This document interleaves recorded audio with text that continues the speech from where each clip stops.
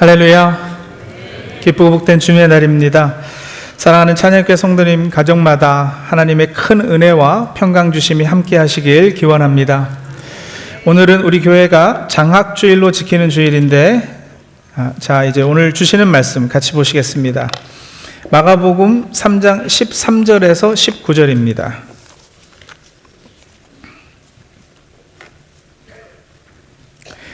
하나님 말씀 마가복음 3장 13절에서 19절 우리 한 절씩 교독식으로 읽겠습니다. 예수께서 산에 올라가셔서 원하시는 사람들을 부르시니 그들이 예수께로 나아왔다. 예수께서 12를 세우시고 그들을 또한 사도라고 이름하셨다. 이것은 예수께서 그들을 자기와 함께 있게 하시고 또 그들을 내보내어서 말씀을 전파하게 하시며 귀신을 쫓아내는 권능을 가지게 하시려는 것이었다.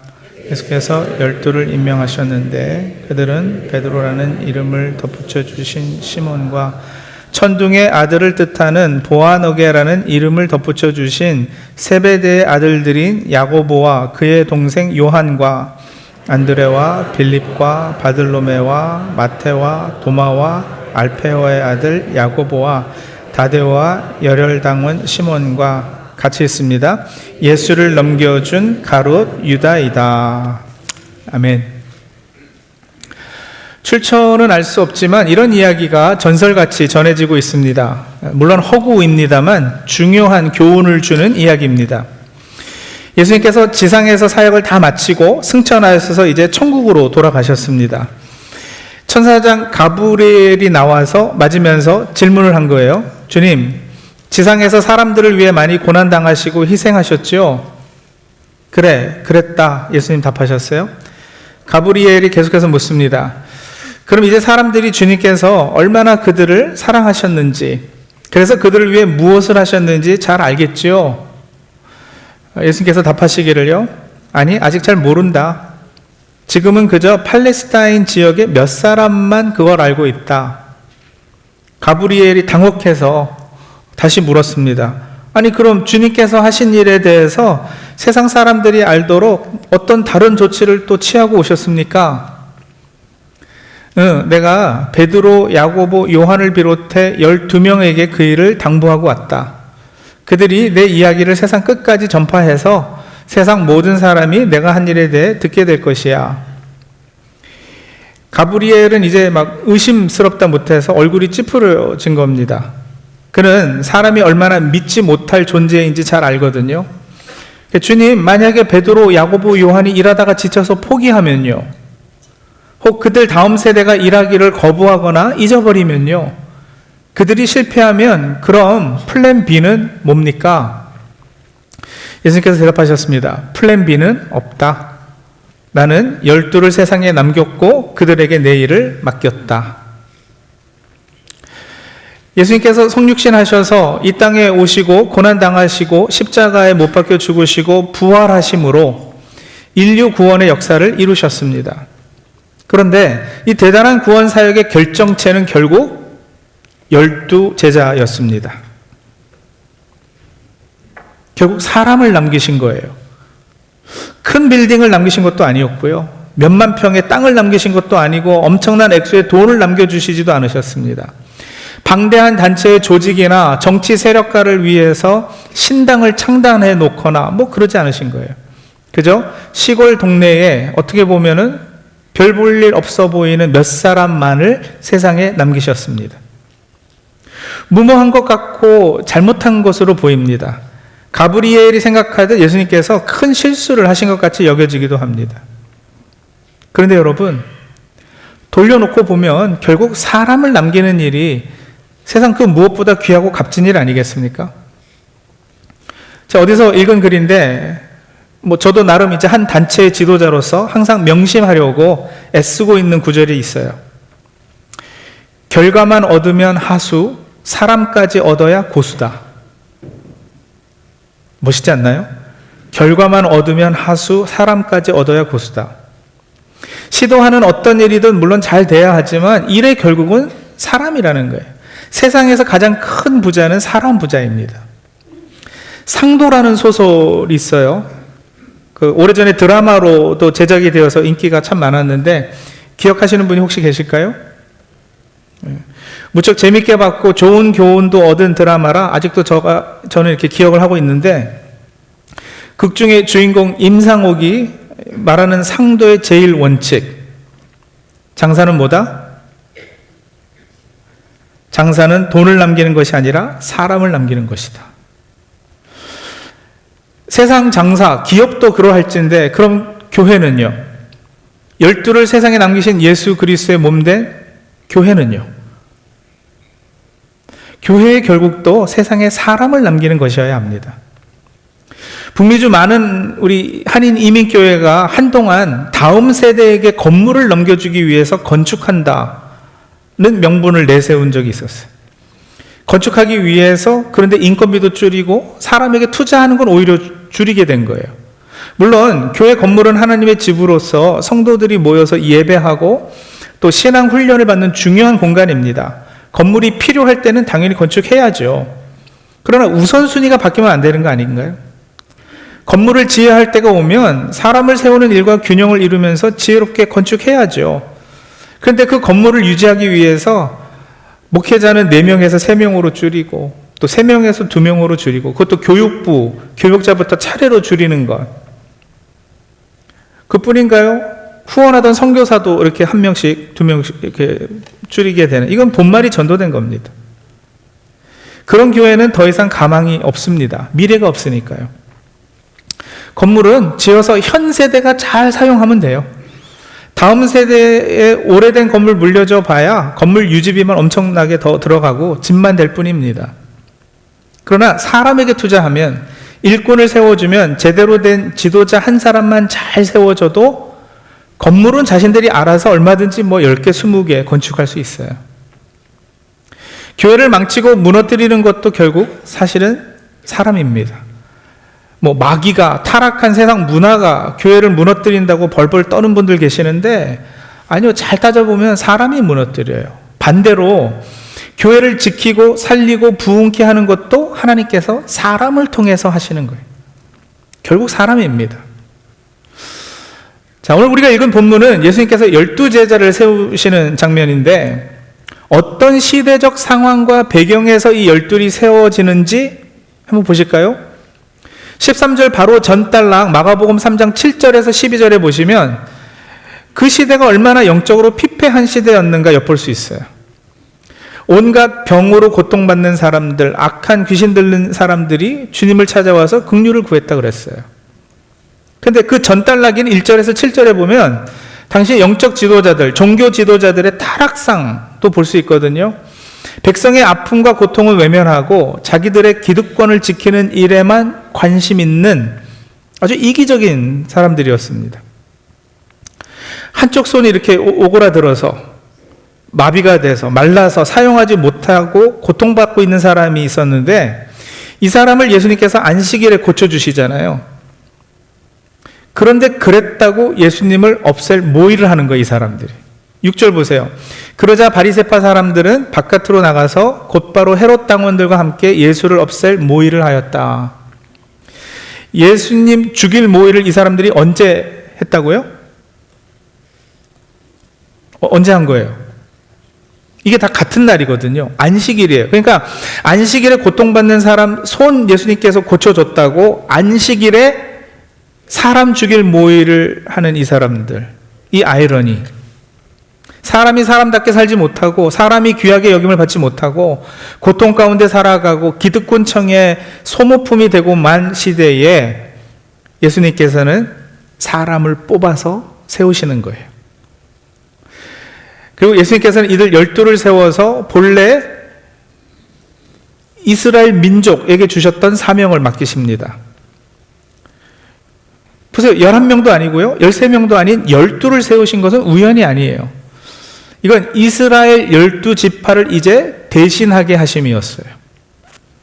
이들 새 이스라엘을 통해서 하나님의 통치를 이 땅에 임하게 하시는 겁니다. 하나님 나라 방식으로 살고 일하고 이방의 빛이 되는 역할이 이들에게 맡겨졌습니다. 이들을 세상에 내보내서 14절 후반부와 15절에 보시면 말씀을 전파하게 하셨고요. 귀신을 쫓아내는 권능을 가지게 하셨다 그랬는데, 그렇게 사단의 역사를 멸하고 하나님 나라를 확장하게 하셨습니다. 여러분 상상해 보세요. 부활하신 예수님께서 마태복음 28장에 모든 족속으로 제자를 삼아 세례를 주고 내가 너희에게 분부한 모든 것을 가르쳐 지키게 하라 명하셨잖아요. 이게 무슨 명령인지 아시겠나요? 12명의 제자가 나가서 또 12명을 세워요. 그들이 다시 또 수많은 제자를 세운다고 가정해 보세요. 그러면 이제 세상엔 어떤 일이 벌어지는 거냐면, 이게 단순히 숫자가 늘어나는 게 아니고요. 예수님께서 하셨을 법한 말을 이 사람들이 가서 하는 거고요. 주님이 가셨을 법한 곳으로 이들이 향하게 되는 거예요. 어디까지요? 세상 끝까지. 그래서 세상 곳곳에 끝까지 이 작은 예수들이 가득 차게 되는 거죠. 그 어느 순간에 우리 주변에는 예수의 사람들이 보이기 시작합니다. 위로가 필요하니 그 사람 곁에서 함께 울어주는 사람이 있고요. 고통받는 현장에서 묵묵히 기도하는 사람이 있고요. 그들이 바로 하나님이 이 세상에 남겨두신 하나님의 손과 발입니다. 하나님은 하늘에서만 이렇게 멀리 우리를 지켜보시는 것이 아니고요. 그렇게 세워진 일꾼들, 훈련된 일꾼들을 세상 구석구석에 남겨두심으로 그들을 통해 친히 우리 곁에 머물고 우리를 다스리시는 거예요. 내가 세상 끝날까지 너희와 항상 함께 있으리라는 약속은 그래서 신비로운 환상이 아닙니다. 주님의 성품을 닮은 일꾼들이 세상에 존재할 때 그 약속은 실제가 됩니다. 그렇게 세워진 제자들이 세상의 아픔을 보듬을 때 하나님의 나라는 추상적인 구호가 아니라 눈에 보이는 현실이 되어서 확장됩니다. 이것이 바로 하나님께서 오늘 우리를 제자로 부르시고 이 세상의 일꾼으로 남겨두시는 이유입니다.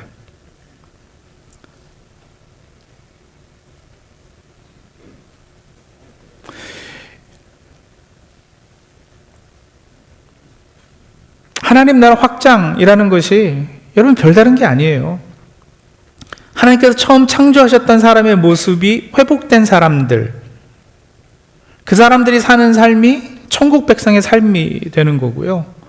그 사람들이 함께 더불어서 하나님 통치 아래 사는 것이 하나님 나라예요. 그 하나님 나라 확장은 뭐냐? 그 사람들이 많아지고 그 통치 영역이 점점 퍼져가는 거, 이거죠. 그리고 그 나라에는 이제 돈 때문에 사람이 소모되는 일이 없게 됩니다. 하나님 나라에서는 몇몇 기득권층만 부와 권세를 누리는 일이 없습니다. 하나님 나라에서는 사람이 귀하게 여김을 받습니다. 하나님 나라에서는 강한 사람이 약한 사람에게 갑질하는 일도 없습니다. 그 나라에는 더 이상 그래서 눈물과 한숨과 억울한 일이 없겠다 그러셨어요. 이런 나라를 이 땅에 세우시기 위해 이스라엘 12지파에 상응하는 12사도를 주님께서 세우신 겁니다. 그리고 이제 그 12사도의 사명이 저와 여러분에게 위임됐습니다. 플랜 B는 없어요. 저와 여러분이 이 땅의 교회가 계속해서 그 일을 해야지 돼요. 그런 얘기 들어보셨어요? Christianity is one generation away from extinction. 기독교는 한 세대 후면 사라질 위험성이 늘 있다 이러는 거예요. One generation away from extinction. 무슨 얘기냐면 저와 여러분이 다음 세대에게 전하지 않으면, 그죠? 기독교는 이제 없어지는 거예요, 세상에서. 플랜 B가 없다는 얘기가 그 얘기예요. 마침 우리가 다음 세대에게 또 옆으로, 그리고 그 사람이 또 전하는 이런 사역들을 해나가야 되는 거죠. 그런데 우리가 살고 있는 이 시대는 아직 많이 암울합니다.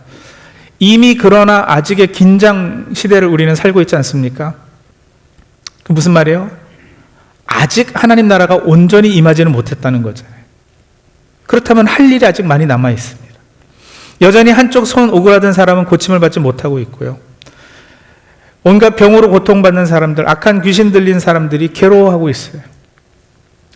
눈을 들어 바라보면 여기저기에 그런 사람들이 있어요. 이런 사람들을 복음으로 건져 구원하고 살려 세상에 남기기 위해서 할 일이 우리에게 있는 거예요. 하나님이 세상을 이처럼 사랑하사 독생자를 주셨다고 했는데 하나님이 사랑하신 그 세상은 바로 세상 사람들을 의미하는 거잖아요.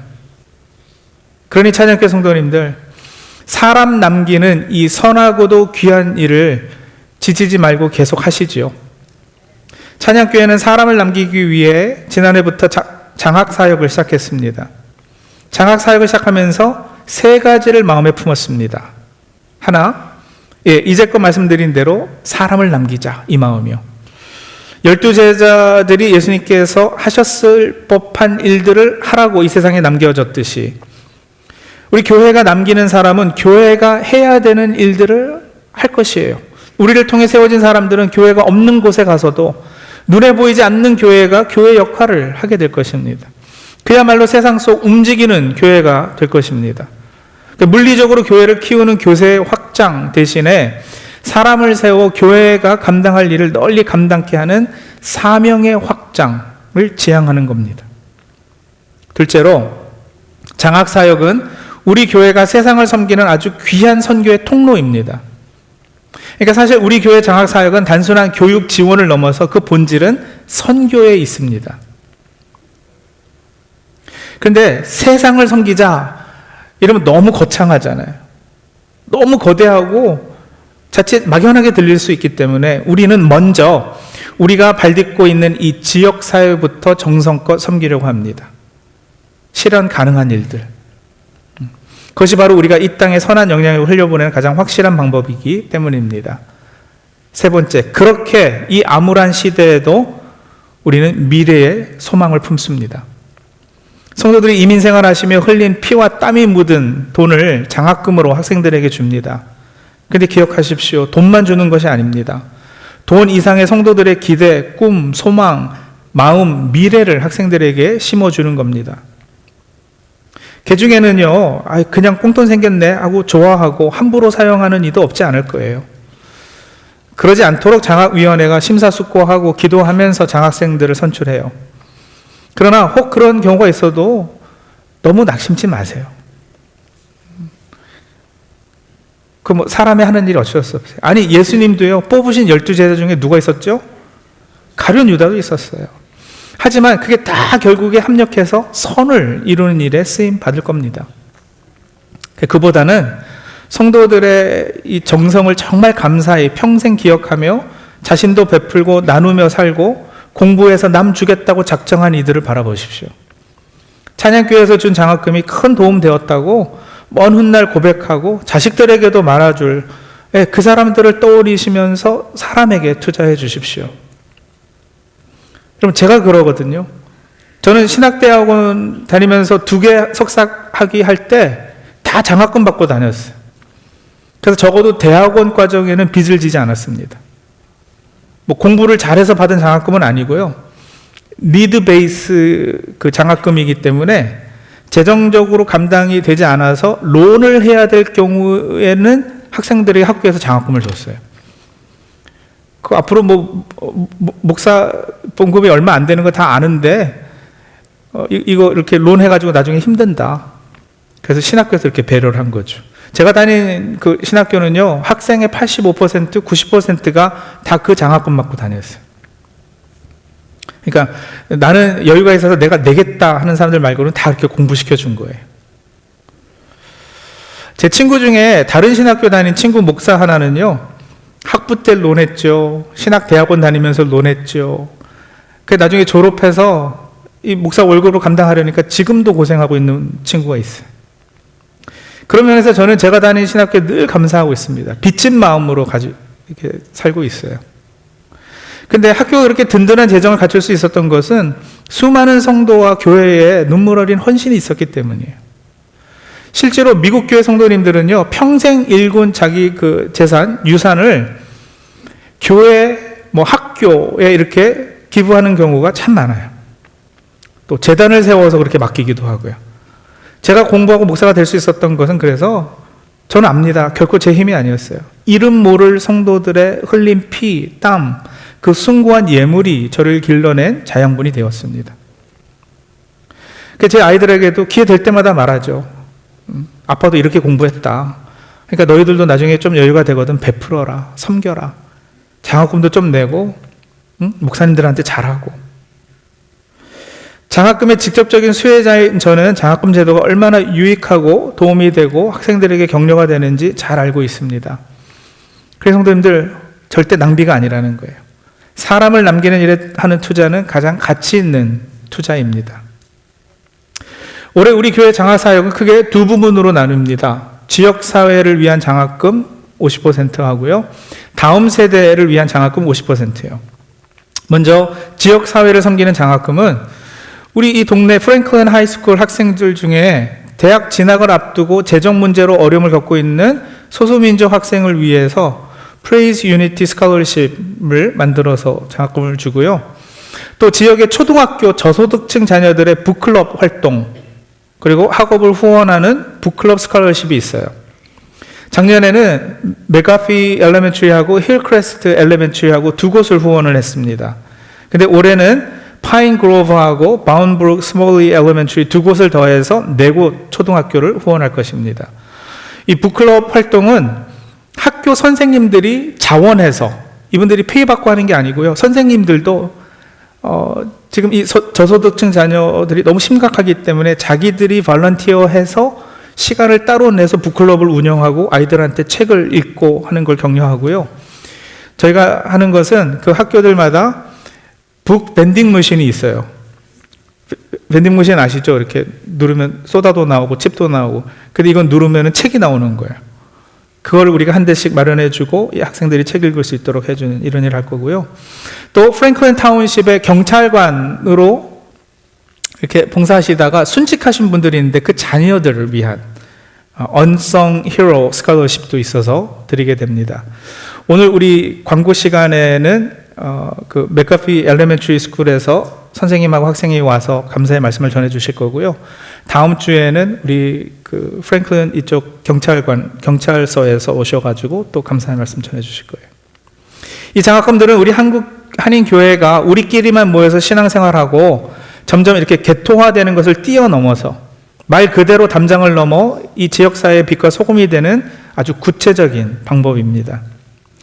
릭 루소라는 분이 쓴 책이 있어요. 외부로 향하는 교회라는 제목의 책인데 그 책에 이런 문구가 있습니다. 이거에 저는 아주 큰 도전을 받았어요. 뭐라고 썼느냐면 If your church vanished, would your community weep? Would anyone notice? Would anyone care? 만약에 당신의 교회가 내일 당장 이렇게 문 닫거나 사라진다면 이 지역사회 주민들이 아쉬워할까요? 눈물 흘릴까요? 이 질문이요. 이 질문은 교회가 담장 안에 우리끼리만 좋았던 곳인지 아니면 담장 너머 지역사회가 꼭 필요로 했던 곳인지를 묻는 거예요. 교회가 장학사역으로 또 사랑의 섬김으로 이 땅에 선한 영향력을 심어야 하는 이유가 바로 그것이죠.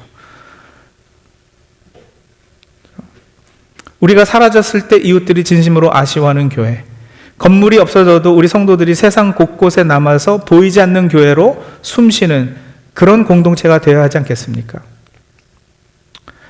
자, 그리고 두 번째는 다음 세대를 세우는 장학금이에요.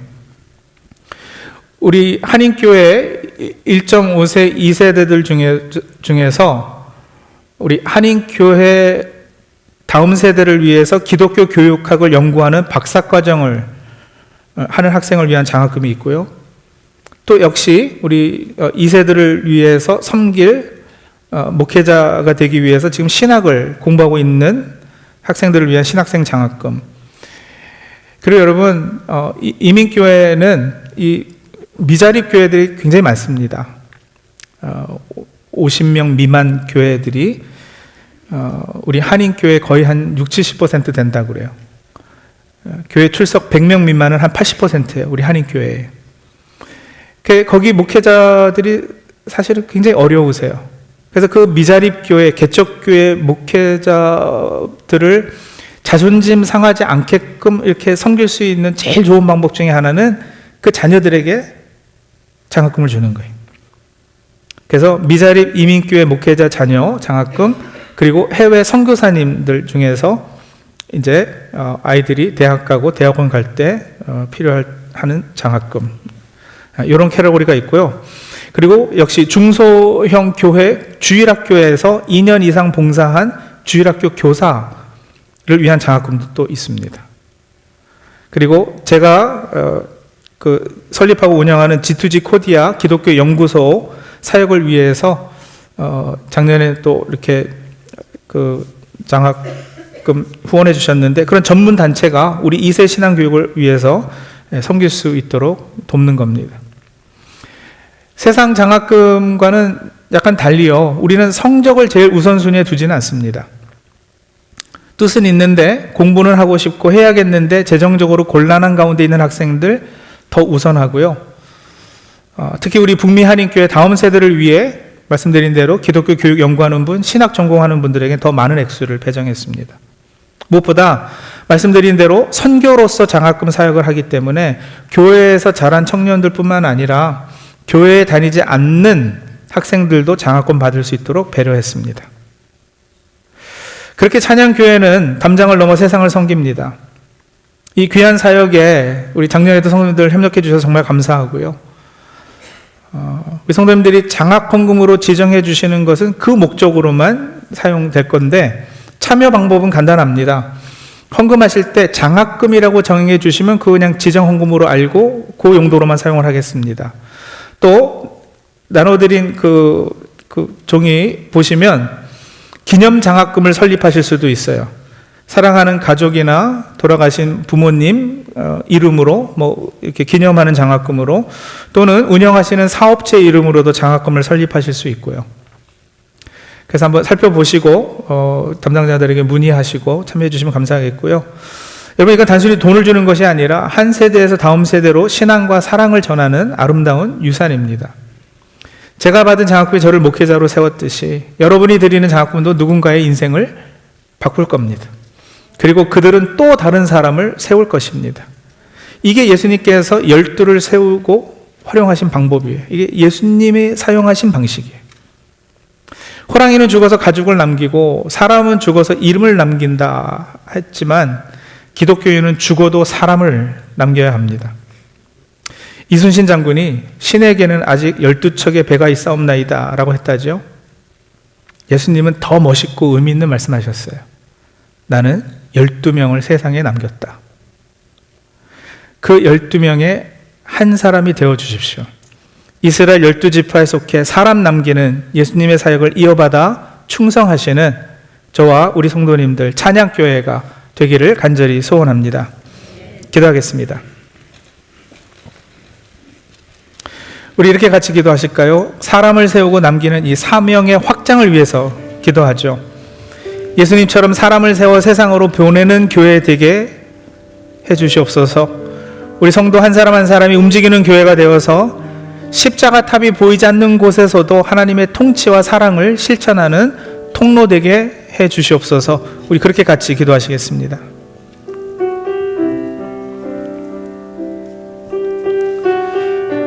하나님, 찬양교회가 예수님이 하셨던 것처럼 계속해서 세상에 사람을 남기는 교회 되게 해주시옵소서. 하나님, 세상으로 사람을 세워 파송하고 또 그 사람이 세상 끝까지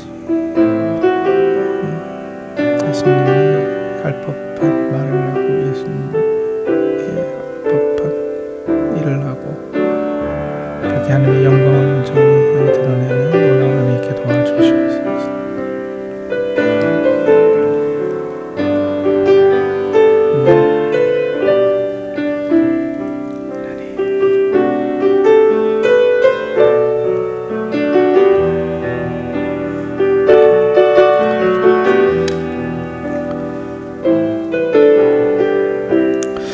한 가지 더 기도하겠습니다. 지역사회의 어려움과 아픔을 보듬는 선교적 삶을 위해서 우리 교회가 담장 안에 우리끼리만 좋은 공동체가 아니라 이 지역사회에 없어서는 안 될 소중한 이웃이 되는 교회가 되게 해주시옵소서. 특별히 이번 장학사역을 통해 뿌려지는 사랑의 씨앗들이 다음 세대의 꿈을 깨우고 지역사회에 하나님의 선한 영향력을 흘려보내는 마중물 되게 해 주옵소서. 우리 그렇게 같이 기도하시겠습니다. 하나님, 우리끼리만 좋은 공동체 되게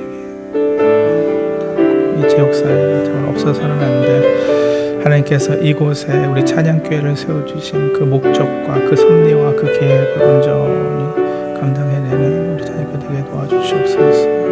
지역사회의 사과에 대한 없어서 지역의 여러 초등학교들 또 고등학교회 아버지 하나님 때부터 교회가 이렇게 도와줬음을 알고 감사한 마음 가지고 자라는 그런 세대 되게 해주시고, 특별히 우리 한인이민교회 다음 세대가 아버지 하나님 이렇게 지도자들을 세우고 일꾼들을 세움으로써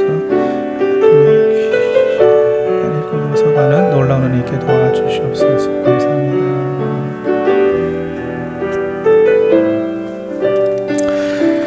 하나님 아버지, 오늘 말씀을 통해 주님께서 이 땅에 남기신 것은 건물도 제도도 아닌 사람이었음을 우리 마음에 새겨주시니 감사합니다. 주님, 우리 찬양교회가 사람을 세우고 사람을 품고 사람을 남기는 교회 되도록 빚어 주시옵소서.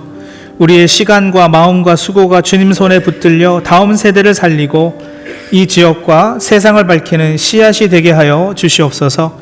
오늘 선포된 말씀이 우리 삶이 되게 하시고 우리 모두가 이 시대에 남겨진 열둘이 되어 주님의 일을 이어가게 하여 주시옵소서. 우리를 제자 삼아 주신 예수님의 이름으로 기도합니다. 아멘.